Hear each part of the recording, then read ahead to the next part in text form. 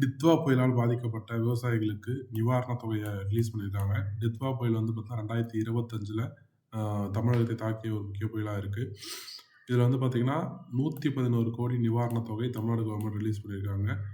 1.39 லட்சம் ஏக்கர் வேளாண் மற்றும் தோட்டக்கலை பயிர்களுக்கு இந்த நிவாரணம் போய் சேரும். ஒட்டுமொத்தமான தொகை எவ்வளோ அப்படின்னு பார்த்தீங்கன்னா, 111.96 கோடி. இதுக்கான அரசாணை வியாழக்கிழமை ரிலீஸ் பண்ணாங்க. பொங்கல் அன்னைக்கு ரிலீஸ் பண்ணாங்க. இது மொத்தமா 84,848 விவசாயிகள் இதில பாதிக்கப்பட்டிருக்காங்க. 1.39 லட்சம் ஏக்கர்ல சாகுபடி செய்யப்பட்ட இந்த வேளாண் மற்றும் தோட்டக்கலை பயிர்கள் இதில பாதிப்படைஞ்சிருக்குன்னு சொல்றாங்க. நெல் மட்டும் கிடையாது, மற்ற பயிர்களுக்கும், தோட்டக்கலை பயிர்களுக்கும் நிவாரணம் போய் சேரும்.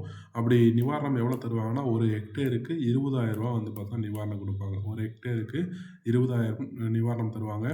இந்த பயிர் பாதிப்பு சதவீதம் எப்படி இருக்கணும் அப்படின்னு பார்த்தீங்கன்னா, 33% அதிகமா பாதிக்கப்பட்ட இந்த பயிர்களுக்கு மட்டும் தான் நிவாரணத் தொகை போய் சேரும்.